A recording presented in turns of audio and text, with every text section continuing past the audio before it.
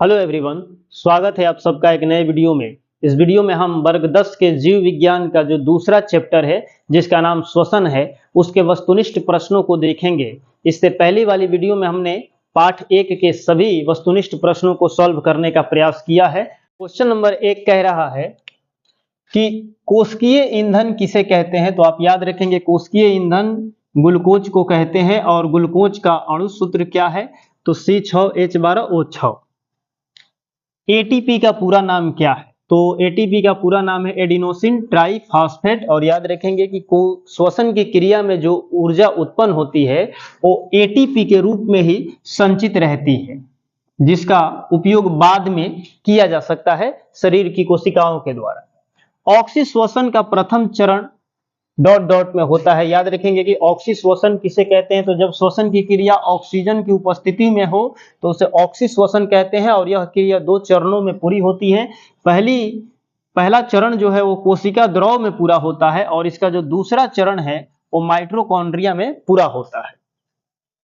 Question number 4 कह रहा है कि अनॉक्सी श्वसन की क्रिया डॉट डॉट में होती है। अनॉक्सी श्वसन का मतलब होता है कि जब श्वसन की क्रिया O2 की अनुपस्थिति में हो, माने कि O2 वहां नहीं हो, तो इस क्रिया को हम लोग अनॉक्सी श्वसन कहते हैं। और अनॉक्सी श्वसन की क्रिया जो है, संपूर्ण क्रिया जो है वो कोशिका द्रव में ही पूरी होती है।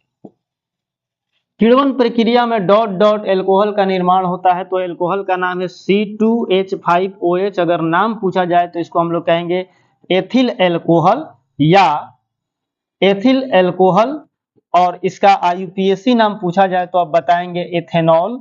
यहाँ पे एक और ध्यान देने वाली बात है कि किण्वन प्रक्रिया में किस जीव की सहायता ली जाती है तो आप याद रखेंगे कि ईस्ट नामक सूक्ष्म जीव की सहायता से किण्वन की प्रोसेस जो है, फर्मेंटेशन की जो प्रोसेस है वो करवाई जाती है और इसमें एथिल एल्कोहल का निर्माण होता है। ग्लूकोज के आंशिक विखंडन से डॉट डॉट अम्ल बनता है तो ग्लूकोज के आंशिक विखंडन से लैक्टिक अम्ल बनता है। पौधों में श्वसन गैसों का आदान प्रदान डॉट डॉट द्वारा होता है तो जिस प्रक्रिया द्वारा श्वसन गैसों का आदान प्रदान होता है उस प्रक्रिया को हम लोग कहते हैं विसरण, और जिस पौधे के जिस भाग से होता है उसको हम लोग कहते हैं रंध्र।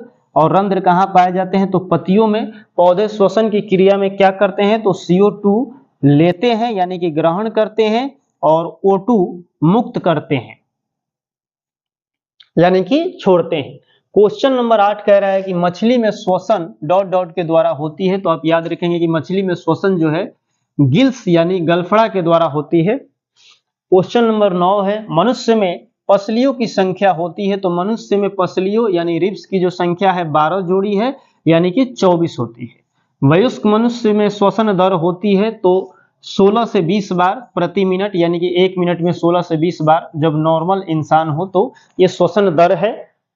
कोशिका डॉट डॉट के द्वारा ऊर्जा उत्पन्न करती है तो आप याद रखेंगे कि ऊर्जा उत्पन्न करने के लिए कोशिका ग्लूकोज का उपयोग करती है जिसका अणु सूत्र है C6H12O6। और जो ऊर्जा इसमें उत्पन्न होती है उसमें से कुछ ऊर्जा का उपयोग शरीर के संचालन में होता है और बाकी ऊर्जा जो है ATP के रूप में संचित हो जाती है।